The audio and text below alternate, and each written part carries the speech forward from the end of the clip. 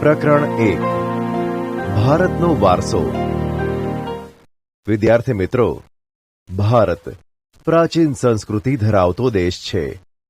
ભારતના પ્રાચીન ગ્રંથ વિષ્ણુ પુરાણમાં ભારત વિશે ઉત્તરમ યત સમુદ્રસ્ય હિમાદ્રેશ્ચૈવ દક્ષિણમ વર્ષમ તદ ભારત નામ ભારતી યત્ર સંસતિઃ અર્થાત સમુદ્રની ઉત્તરે અને હિમાલયની દક્ષિણે આવેલ સ્થળનું નામ ભારત વર્ષ છે, જેના સંતાનો ભારતીય છે તેમ કહેવાયું છે. ભારતમાં શુભ કાર્ય પ્રસંગે લેવાતા સંકલ્પોમાં ભારત વર્ષ, ભરતખંડ, જંબુદ્વીપ, આર્યાવર્ત વગેરે શબ્દોનો ઉપયોગ થાય છે. પૂર્વ, પશ્ચિમ, દક્ષિણ ત્રણ દિશાઓમાં સમુદ્ર અને ઉત્તર દિશામાં હિમાલયની ગિરિમાળા એવી કુદરતી સીમાઓ ધરાવતો આપણો દેશ છે.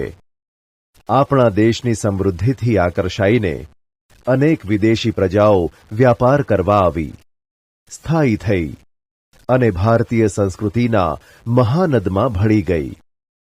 આ આદાન પ્રદાનની પરસ્પર પ્રક્રિયા દ્વારા દેશમાં અનેક પરિવર્તનો જોવા મળ્યા છે અને એ રીતે એક પેઢીમાંથી બીજી પેઢીમાં આપણા વારસાનું હસ્તાંતરણ થયું અને તેનો સાતત્યપૂર્ણ વિકાસ થયો. ભારતનું સ્થાન અને વિસ્તાર. પ્રાચીન સમયનું ભારત ઘણું વિશાળ હતું અને હાલમાં પણ ભારત વિસ્તારની દ્રષ્ટિએ વિશ્વમાં 7મા ક્રમે અને જનસંખ્યાની દ્રષ્ટિએ બીજું સ્થાન ધરાવે છે. વૈવિધ્યસભર વારસો. ભારત ભૂમિએ આપણને અને વિશ્વને સમૃદ્ધ અને વૈવિધ્યસભર વારસો આપ્યો છે. ભારતીય સંસ્કૃતિ શાંતિપ્રિય અને વેપારી રહી છે. ભારતની સંસ્કૃતિમાંથી સત, ચિત્ત અને આનંદનો અનુભવ પ્રાપ્ત થાય છે. આ ઉપરાંત અહીં આવીને વસેલી ભિન્ન ભિન્ન સંસ્કૃતિ સાથેના આદાન પ્રદાન થકી ભારતીય સંસ્કૃતિ સમૃદ્ધ બની. તેણે અપનાવેલ અહિંસા અને શાંતિના મૂલ્યોની આજે વિશ્વભરમાં પ્રશંસા અને સ્વીકાર થયો છે. સિંધુ ખીણની સંસ્કૃતિના લોકોથી શરૂ કરીને આજ દિન સુધીના લોકોએ ભારતને પોતાની આવડત, બુદ્ધિ, શક્તિ અને કલાકૌશલ્ય દ્વારા સમૃદ્ધ બનાવ્યું છે. ભારતના ભવ્ય વારસાના નિર્માણ અને ઘડતર માટે અનેક ઋષિમુનિઓ, સંતો, વિદુષીઓ, વિદ્વાનો, ચિંતકો, કલાકારો, કારીગરો, વૈજ્ઞાનિકો, સંશોધકો, સાહિત્યકારો, શિક્ષણશાસ્ત્રીઓ, રાજનીતિજ્ઞો, ઇતિહાસકારો, સમાજ સુધારકો વગેરેનો અગત્યનો ફાળો છે. તેમના ધર્મ, શાસન શૈલી, ભાષા, કલા, ચિત્ર, બોલી, પહેરવેશ અને રીત રિવાજો વગેરે પણ ભારતને મળ્યા. આ રીતે ભારતમાં ભાતીગળ સંસ્કૃતિનું નિર્માણ થયું. સંસ્કૃતિનો અર્થ. સંસ્કૃતિ એટલે જીવન જીવવાની રીત. દેશ કે સમાજમાં કાળક્રમે બદલાતા સંજોગો અનુસાર જનજીવનમાં આવતા પરિવર્તનો, સુધારા, સામાજિક, નીતિરીતિ ઇત્યાદિ વડે ભિન્ન ભિન્ન સમાજોની સંસ્કૃતિ બને છે. સંસ્કૃતિ એટલે માનવ મનનું ખેડાણ અને તેમાં માનવ સમાજની ટેવો, મૂલ્યો, આચાર વિચાર, ધાર્મિક પરંપરાઓ, રહેણીકરણી અને જીવનને ઉચ્ચતમ ધ્યેય સુધી લઈ જતા આદર્શોનો સરવાળો એમ કહી શકાય. ભારતીય સંસ્કૃતિનો વારસો. વારસો એટલે આપણને આપણા પૂર્વજો તરફથી મળેલી અમૂલ્ય ભેટ. ભારતનો ઇતિહાસ હજારો વર્ષ પુરાણો છે. શાળાકીય અભ્યાસમાં લેવાતી દૈનિક પ્રતિજ્ઞામાં આપણે હું મારા દેશને ચાહું છું અને તેના સમૃદ્ધ અને વૈવિધ્યપૂર્ણ વારસાનો મને ગર્વ છે તેમ કહીએ છીએ. આ સમુદ્ર વારસો એટલે ભારતનું સમગ્ર વિશ્વને પૂર્ણ માનવ જીવનના રહસ્યોનું પ્રદાન એમ કહી શકાય. ભારતના આ વારસાને અહીં દર્શાવેલા વિભાગોમાં વહેંચીને સમજીએ. 1. ભારતનો પ્રાકૃતિક વારસો. 2. ભારતનો સાંસ્કૃતિક વારસો. 1. ભારતનો પ્રાકૃતિક વારસો. પ્રકૃતિ, પર્યાવરણ અને માનવ જીવનની વચ્ચેના નિકટતમ સંબંધોનું પરિણામ એટલે પ્રાકૃતિક વારસો. પ્રાકૃતિક વારસો એ કુદરતની ભેટ છે. ભારતનો પ્રાકૃતિક વારસો વિશિષ્ટ અને વૈવિધ્યસભર છે, જેમાં ઊંચા પર્વતો, નદીઓ, ઝરણા, સાગરો, લાંબા દરિયા કિનારા, વિશાળ ફળદ્રુપ મેદાનો, ખીણ પ્રદેશો, રણોનો સમાવેશ થાય છે તથા વૃક્ષો, વનસ્પતિ, જીવજંતુઓ, ઋતુઓ, પશુ પક્ષી, પ્રાણીઓ અને વૈવિધ્યપૂર્ણ ભૂમિ દ્રશ્યો એટલે કે લેન્ડસ્કેપ, વિવિધ પ્રકારના ખડકો, ખનિજોનો સમાવેશ થાય છે. આપણે સૌ પ્રકૃતિના સંતાન છીએ. પ્રકૃતિએ આપણી આહાર, પાણી, શુદ્ધ વાયુ તેમજ નિવાસ જેવી લગભગ બધી જ આવશ્યકતાઓ માટે સુંદર વ્યવસ્થા કરી છે. પ્રકૃતિ સાથેનો આપણો વ્યવહાર શ્રદ્ધાપૂર્વક હોવાના ઉદાહરણો પંચતંત્રની વાર્તાઓ અને બૌદ્ધ ધર્મની જાતક કથાઓમાં જોવા મળે છે. આપણા લોકસંગીત અને શાસ્ત્રીય સંગીતમાં પણ ઋતુઓ અને પ્રકૃતિ સાથેનો સંબંધ જોવા મળે છે. આપણા ગીતો, તહેવારો, કવિતાઓ, ચિત્રોમાં પ્રકૃતિ અને ઋતુચક્રનું નિરૂપણ જોવા મળે છે. નિસર્ગોપચાર એટલે કે નેચરોપથી, આયુર્વેદિક, યુનાની જેવી ચિકિત્સા પદ્ધતિ પ્રકૃતિ પર આધારિત છે. 1. ભૂમિ દ્રશ્યો, લેન્ડસ્કેપ્સ. ભૂમિ આકારો દ્વારા અનેક ભૂમિ દ્રશ્યોનું સર્જન જોવા મળે છે. દાખલા તરીકે હિમાલય પર્વત એ ભૂમિ આકાર છે. હિમાલયમાં અનેક પ્રકારની ઉપયોગી વનસ્પતિ, ખનિજો, અવનવા પશુ પંખી અને શિખરો બરફથી છવાયેલા રહે છે. તેનાથી મોટી નદીઓ બારેમાસ ભરપૂર પાણીથી સમૃદ્ધ રહે છે. તરાઈના જંગલો પણ ત્યાં આવેલા છે. હિમાલયમાં અમરનાથ, બદ્રીનાથ, કેદારનાથ જેવા યાત્રાના સ્થળો, નંદાદેવી જેવા શિખરો પણ આવેલા છે. ભારત માટે હિમાલયનું મહત્વ ઘણું છે. 2. નદીઓ, રિવર્સ. પ્રાચીન કાળથી નદીઓ પ્રાકૃતિક માર્ગ પૂરો પાડતી રહી છે. ભારતીય સંસ્કૃતિ સિંધુ અને રાવી નદીના કિનારે પાલન પોષણ પામી છે. સિંધુ, ગંગા, યમુના, સરસ્વતી, નર્મદા, ગોદાવરી, કૃષ્ણા, કાવેરી જેવી લગભગ બધી જ નદીઓએ ભારતના લોકજીવન પર પ્રગાઢ અસરો ઉપજાવી છે. પીવાનું પાણી, વપરાશનું પાણી, સિંચાઈ, વીજળી, ખેતી, જળમાર્ગ જેવી આપણી મહત્વની જરૂરિયાતો સંતોષવામાં નદીઓનું સ્થાન અગ્રીમ છે. તે ઉપરાંત માટીના વાસણો, મકાનો, લીંપણ તથા ઉદ્યોગોના વિકાસ માટે પણ માનવીએ નદીના પાણી ઉપર આધારિત રહેવું પડ્યું છે. આમ નદીઓએ ભારતીય પ્રજા જીવનને સમૃદ્ધ બનાવ્યું છે. આપણી સંસ્કૃતિમાં પ્રાચીન કાળથી નદી કિનારાના ઉષા અને સંધ્યાના વિવિધ ભૂમિ દ્રશ્યો દ્વારા ભરપૂર સૌંદર્ય, કલાસૂઝ અને કૌશલ્યનો વિકાસ પણ આ પ્રકૃતિના વારસામાંથી આવ્યો છે. તેથી આપણે નદીને લોકમાતાનું બહુનામ આપ્યું છે.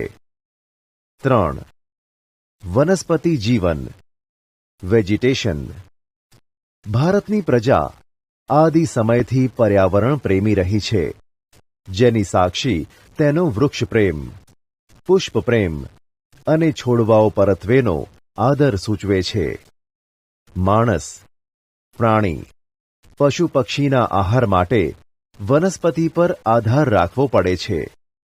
ભારતમાં વડ, પીપળો, તુલસી વગેરેની પૂજા ધૂપ દીપ કરવામાં આવે છે. વટ સાવિત્રી વ્રતમાં વડની પૂજા કરવામાં આવે છે. અનાજ, કઠોળ, તેલીબિયાના છોડ, ધન ધાન્યથી લહેરાતા ખેતરો, વન સમૃદ્ધિથી ભરેલા જંગલો અને ઔષધિઓ માટે ઉપયોગી છોડવાઓએ આપણા અતિ પ્રાચીન કાળથી જીવનને સમૃદ્ધ બનાવ્યું છે. હરડે, આંબળા, બહેડા, કુંવારપાઠું, અરડુસી, લીમડો વગેરે ઔષધિઓએ તથા મોગરો, ગુલાબ, કમળ, ડમરો, સૂરજમુખી, ચંપો, નિશિગંધા, જુઈ વગેરે જેવા પુષ્પોએ માનવ જીવનને ખૂબ સુંદર, સુવાસિત, નિરામય અને સમૃદ્ધ બનાવ્યું છે. આમ ભારતના સામાજિક, ધાર્મિક જીવન પર વનસ્પતિનો અસરકારક પ્રભાવ રહ્યો છે. 4. વન્ય જીવન, વાઇલ્ડ લાઇફ. પ્રાચીન સમયથી ભારત દેશ પ્રકૃતિ પ્રેમી હોવાની સાથે સાથે પ્રાણી પ્રેમી સંસ્કૃતિ ધરાવતો દેશ છે. વાઘ, સિંહ, હાથી, ગેંડો, ચિત્તો, શિયાળ, રીંછ, હરણ, રોઝ, સાબર, સસલાં, અજગર, સાપ, નાગ, નોળિયો, ઘો, શાહુડી જેવા અનેક જીવો જોવા મળે છે. વિશ્વમાં એશિયાઈ સિંહો માત્ર ગુજરાતના ગીરના જંગલોમાં જોવા મળે છે. આપણી ધાર્મિક માન્યતાઓમાં લોકોએ કેટલાક વન્યજીવોને જેવા કે વાઘ, મોર, મગર, ગરુડ વગેરેને દેવદેવીઓના વાહન તરીકે સ્થાન અપાયું છે. આપણી રાષ્ટ્રમુદ્રામાં પણ 4 સિંહો, ઘોડો તથા બળદની આકૃતિ મૂકીને તેનું મૂલ્ય આંક્યું છે. વળી આ વન્યજીવોની રક્ષા માટે અભયારણ્યો બનાવી તેમના જીવનની સુરક્ષા માટે કાયદા પણ ઘડેલ છે. 2. ભારતનો સાંસ્કૃતિક વારસો. ભારતે જગતને વિવિધતાપૂર્ણ અને સમૃદ્ધ વારસાની ભેટ આપી છે. સાંસ્કૃતિક વારસો એટલે માનવ સર્જિત વારસો. માનવીએ પોતાના કુનેહ, બુદ્ધિ ચાતુર્ય, આવડત અને કલા કૌશલ્ય દ્વારા જે કંઈ પ્રાપ્ત કર્યું કે તેનું સર્જન કર્યું તેને સાંસ્કૃતિક વારસો કહેવાય. આર્યોથી શરૂ કરીને શકો, ક્ષત્રપ, કુષાણ, હુણ, ઈરાનીઓ, તુર્ક, આરબો, મુઘલ, પારસીઓ, અંગ્રેજો, ફ્રેન્ચ વગેરે જેવી વિવિધ જાતિ પ્રજાતિઓ ભારતમાં આવી. આ બધા વચ્ચે થયેલા આદાન પ્રદાનથી ભારતીય સંસ્કૃતિ સમૃદ્ધ બની છે. પ્રાગ ઐતિહાસિક સમયથી ભારતે વિશ્વની પ્રજાઓને સાંસ્કૃતિક વારસાઓની ઘણી બધી બાબતોની ભેટ આપી છે. ઉદાહરણ તરીકે શિલ્પ સ્થાપત્યની કળા આશરે 5000 વર્ષ જેટલી પ્રાચીન છે, જેમાં સિંધુ ખીણ સંસ્કૃતિના પુરાતન અવશેષોને ગણી શકાય, જેમ કે તેમાંથી મળી આવેલ દેવદેવીઓની પ્રતિમાઓ, માનવ શિલ્પો, પશુઓ તથા રમકડા, તેમજ દાઢીવાળા પુરુષનું શિલ્પ અને નર્તકીની મૂર્તિ જોઈને આપણને આપણા સાંસ્કૃતિક વારસા પ્રત્યે સ્વાભિમાન અને ગૌરવની લાગણી જન્મે છે. આ જ ક્રમમાં મૌર્ય યુગની ઊંધા કમળની આકૃતિ ઉપર સિંહ અને વૃષભનું શિલ્પ, બુદ્ધની પ્રજ્ઞા પારમિતાનું શિલ્પ, સારનાથની ધર્મચક્ર પ્રવર્તનવાળી મહાત્મા ગૌતમ બુદ્ધની પ્રતિમા અને તે પછીના કાલખંડની જૈન તીર્થંકરોની પ્રતિમાઓ, રાષ્ટ્રકૂટ રાજાઓના સમયની ઇલોરાની ગુફાઓ નિહાળતા આપણને આપણા સાંસ્કૃતિક વારસા પ્રત્યે આદર અને ગર્વ અનુભવાય છે.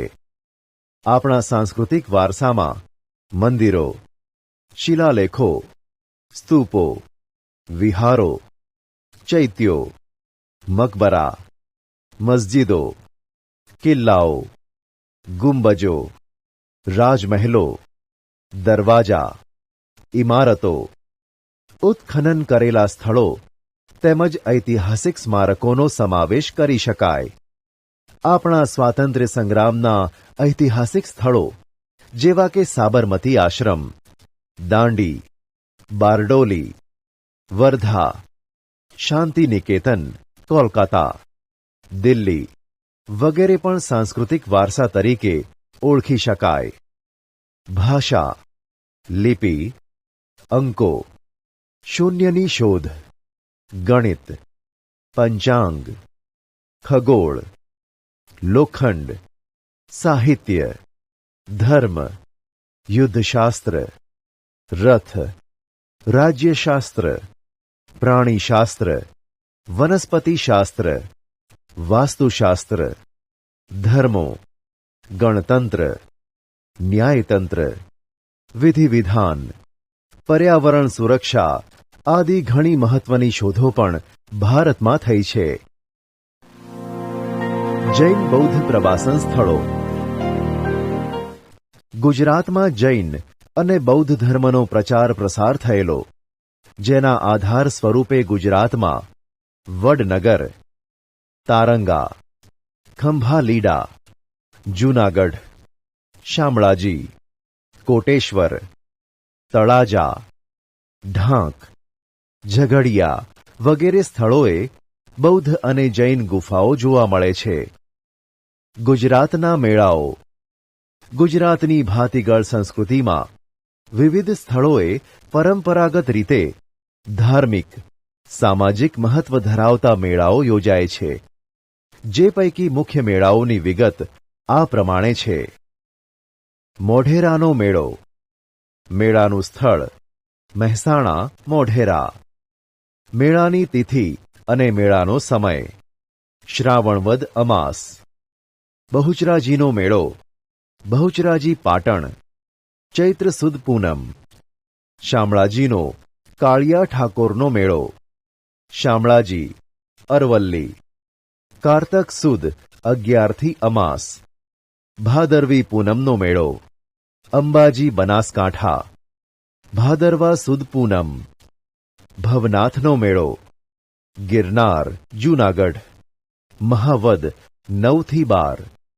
તરણેતરનો મેળો. તરણેતર, સુરેન્દ્રનગર. ભાદરવા સુદ 4-6.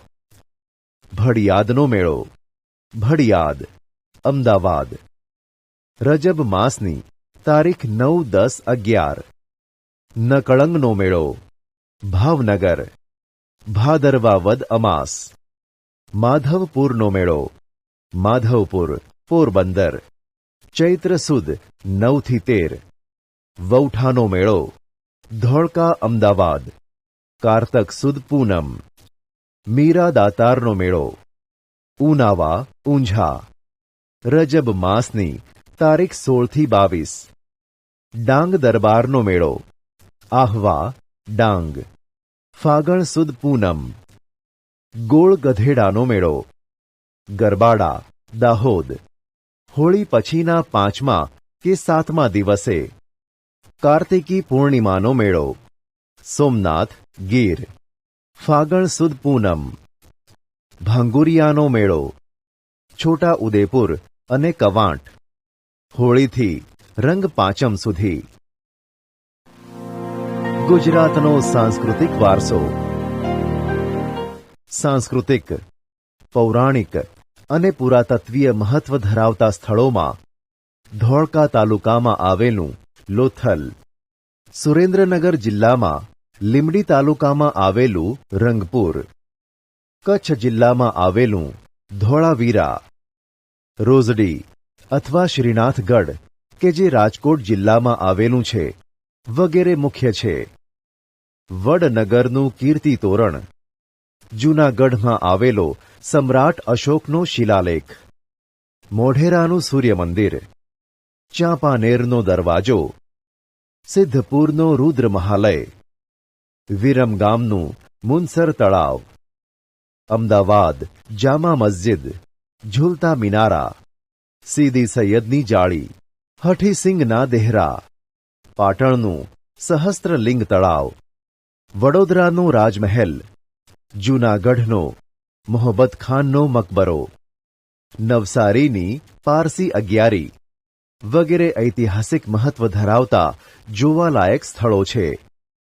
ધાર્મિક મહત્વ ધરાવતા સ્થાનોમાં દ્વારકાનું દ્વારકાધીશ મંદિર અને જગદગુરુ શંકરાચાર્યની શારદાપીઠ, 12 જ્યોતિર્લિંગો પૈકીનું સોમનાથ મંદિર, ઉત્તર ગુજરાતમાં બનાસકાંઠા જિલ્લામાં આવેલું અંબાજી મંદિર, મહેસાણા જિલ્લામાં આવેલું બહુચરાજી મંદિર અને પાવાગઢ પંચમહાલ જિલ્લામાં આવેલું મહાકાળી માતાજીનું મંદિર, ઉનાવા પાટણ જિલ્લામાં આવેલું મીરા દાતાર, ભાવનગર જિલ્લામાં જૈન તીર્થ પાલીતાણા, ખેડા જિલ્લામાં રણછોડરાયજી મંદિર ડાકોર અને શામળાજી જે અરવલ્લી જિલ્લામાં આવેલું છે વગેરે તીર્થસ્થાનો ગણાવી શકાય.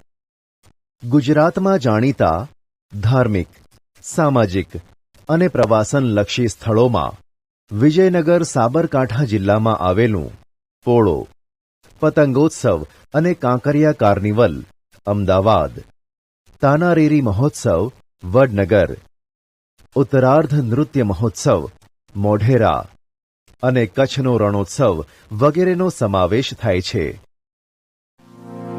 ભારત ભૂમિ અને તેના લોકો.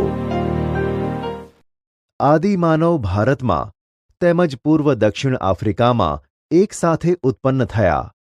ભારતના ભાતીગળ વારસા અને સમૃદ્ધિના આકર્ષણના કારણે અનેક વિદેશી પ્રજાઓ ભારત તરફ આકર્ષાઈ. અહીં અનેક જાતિઓ આવી. પરિણામે ભારતમાં લગભગ બધી જ જાતિના તત્વો મળી આવે છે. ભારતમાં દ્રવિડ પ્રજાની ગણના પ્રાચીનતમ પ્રજા તરીકે થતી હતી. પરંતુ નૃવંશશાસ્ત્રીઓ અને ભાષાશાસ્ત્રની અદ્યતન શોધખોળોથી એવું જાણવા મળ્યું છે કે દ્રવિડો અને બીજી 6 જેટલી ભિન્ન ભિન્ન પ્રજાઓ પણ અહીં રહેતી હતી. તેમના વિશે જોઈએ. 1.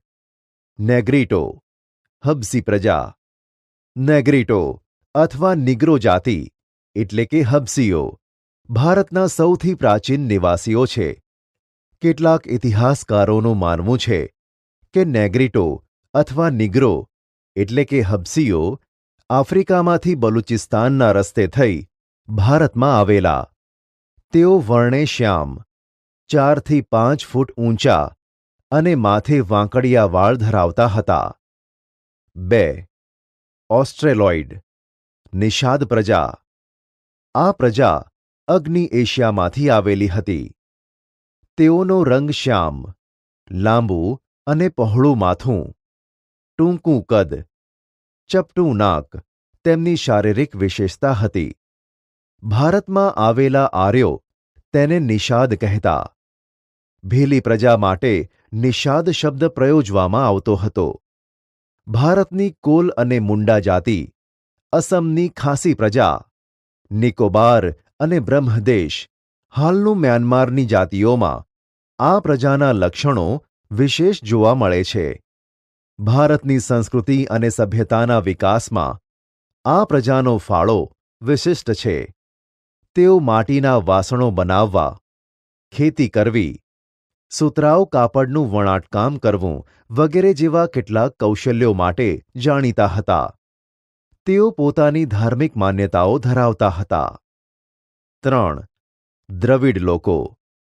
દ્રવિડ મૂળ ભારતના હતા. તેમને મોહેન્જો દડોની સિંધુ સંસ્કૃતિના સર્જકો અને પાષાણ યુગની સંસ્કૃતિના સીધા વારસદાર તરીકે ઓળખવામાં આવે છે.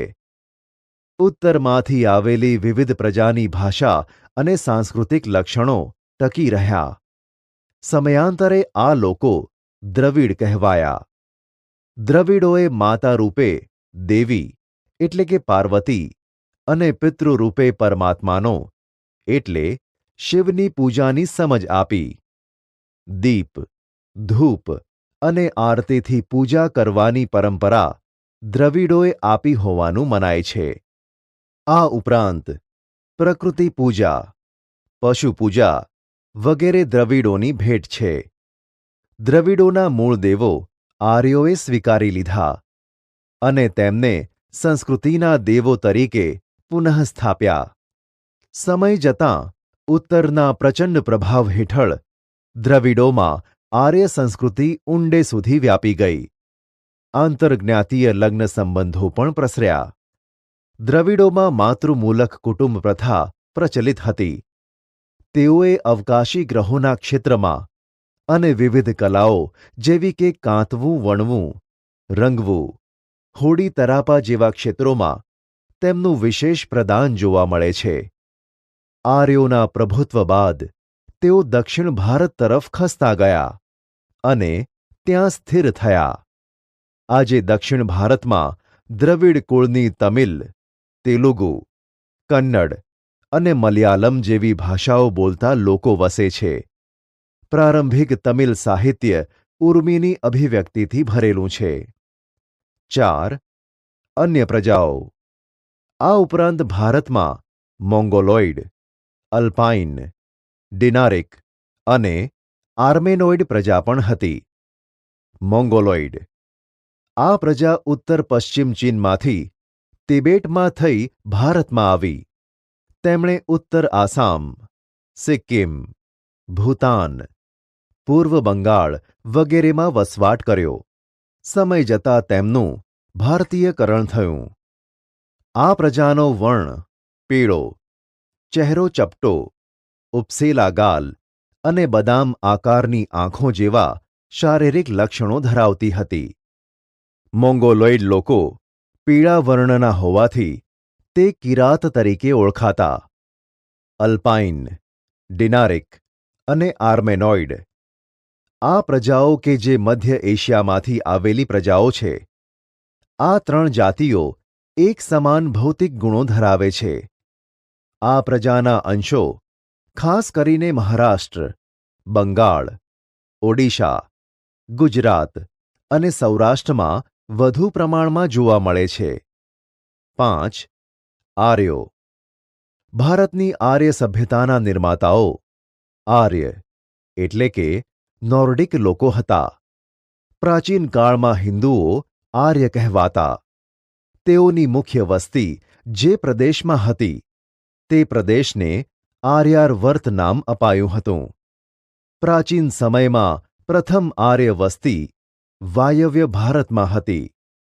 ત્યાં 7 મોટી નદીઓ વહેતી હોવાના કારણે તેમણે તેને સપ્તસિંધુ નામ આપ્યું. ઉત્તર વૈદિક કાળમાં આર્યાર્વર્તનો પૂર્વમાં મિથિલા એટલે કે બિહાર સુધી અને દક્ષિણમાં વિંધ્યાચળ સુધી વિસ્તાર થયો. અન્ય સમકાલીન પ્રજાઓ કરતાં આ વધુ વિકસિત હતા. આર્ય ભરત રાજા કે ભરત જાતિના નામ પરથી આ વિશાળ પ્રદેશ ભરતભૂમિ, ભરતખંડ, ભારત વર્ષ કે ભારત જેવા નામોથી ઓળખાવા લાગ્યો. આર્યો પ્રકૃતિ પ્રેમી હતા. તેઓ વૃક્ષો, પહાડો, સૂર્ય, વાયુ, નદીઓ, વરસાદ વગેરેની પૂજા આરાધના કરતા હતા. તેમણે આ દરેકની સ્તુતિઓ એટલે કે ઋચાઓની રચના કરી હતી. સમય જતાં વેદ પઠન પ્રચલિત બન્યું. સમયાંતરે તેમાંથી ધાર્મિક વિધિઓ શરૂ થઈ અને તે પછી યજ્ઞયાગાદિ ક્રિયાઓ ભારતમાં શરૂ થઈ. ભારતમાં આવેલી વિવિધ પ્રજાઓની સંસ્કૃતિઓના વિશિષ્ટ તત્વો અપનાવી લઈને એક સમન્વયી સંસ્કૃતિનું સર્જન થયું. સમયાંતરે ભારતમાં આવીને વસેલી આ બધી જાતિઓ વચ્ચે લગ્ન સંબંધો દ્વારા પ્રજાઓનું સંમિશ્રણ થતું ગયું. બધાની એક વિશિષ્ટ રહેણીકરણી, અનેક ભાષાઓ, વિચારો, ધાર્મિક માન્યતાઓનો પણ સમન્વય થતો ગયો. આમ પ્રારંભકાળથી જ આપણા દેશમાં એક સમન્વયકારી સંસ્કૃતિનું નિર્માણ થતું રહ્યું, જેણે ભારતને ભવ્ય અને સમૃદ્ધ વારસો આપ્યો. ભારતમાં ભાતીગળ સંસ્કૃતિનો વિકાસ થયો. આ પ્રજાઓ પરસ્પર એટલી ભળી ગઈ કે તેમનું કોઈ સ્વતંત્ર અસ્તિત્વ જ ન રહ્યું, અર્થાત તેમનું ભારતીયકરણ થયું. આ રીતે પ્રાચીન ભારતમાં આવેલી વિવિધ પ્રજાઓના સંમિશ્રણથી ભારતનો સાંસ્કૃતિક વારસો વિવિધતાપૂર્ણ, ભાતીગળ અને સમૃદ્ધ બન્યો. વારસાનું જતન અને સંરક્ષણ. ભારતના વારસાની દરેક બાબતોએ ભારતને રળિયામણું, નયનરમ્ય અને આકર્ષક બનાવ્યું છે અને ભારતને ગૌરવ અપાવ્યું છે. આ ભવ્ય વારસાને સાચવીને વિશ્વમાં પ્રતિષ્ઠિત ગૌરવભર્યું અગ્રીમ સ્થાન પ્રાપ્ત કર્યું છે. તેને સાચવવું તે ભારતના પ્રત્યેક નાગરિકની પવિત્ર અને પ્રાથમિક ફરજ છે. આપણે આપણા પ્રાચીન ઐતિહાસિક મૂલ્ય અને મહત્વ ધરાવતા વારસાના સ્થળોને કોઈ નુકસાન ન પહોંચાડે અને તેનું જતન કરે તે માટે બંધારણમાં નાગરિકની મૂળભૂત ફરજો જણાવી છે. તે મુજબ આપણા ભારતીય બંધારણના અનુચ્છેદ 51 ભારતના નાગરિકની જે મૂળભૂત ફરજો દર્શાવી છે તેમાં પણ 6 જ ટ અર્થાત 6, 7 અને 9માં દર્શાવ્યા મુજબ આપણી સમન્વિત સંસ્કૃતિના સમૃદ્ધ વારસાનું મૂલ્ય સમજી તેની જાળવણી કરવાની ફરજ.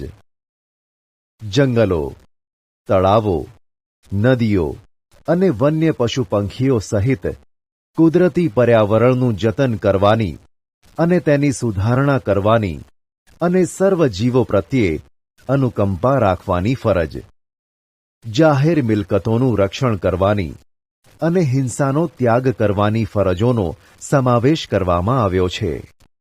વિદ્યાર્થી મિત્રો, આમ પ્રકૃતિએ જે રમ્ય ભૂમિ દ્રશ્યો ભારતની ભૂમિ પર સર્જેલ છે તેની સુંદરતા, પવિત્રતા અને શુદ્ધતાને આપણે સહુ સાથે મળીને એક નૈતિક ફરજ સમજીને જાળવવા જોઈએ. વારસાનું ઘડતર અને ક્રમિક વિકાસ ભારતને મળેલ વિશિષ્ટ પ્રાકૃતિક રચના પર આધારિત છે. પ્રકૃતિ દ્વારા ભારતને અઢળક સમૃદ્ધિ પ્રાપ્ત થઈ છે. આ પ્રાકૃતિક વિશિષ્ટતાઓએ ભારતને દરેક ક્ષેત્રોમાં વિકાસ માટેની અણમોલ તક પૂરી પાડી છે. ભારતનો વારસો એ હજારો વર્ષોથી ભારતના લોકો દ્વારા આર્થિક, રાજકીય, સામાજિક અને સાંસ્કૃતિક ક્ષેત્રે કરેલ વિકાસનું પરિણામ છે તેમ કહી શકાય.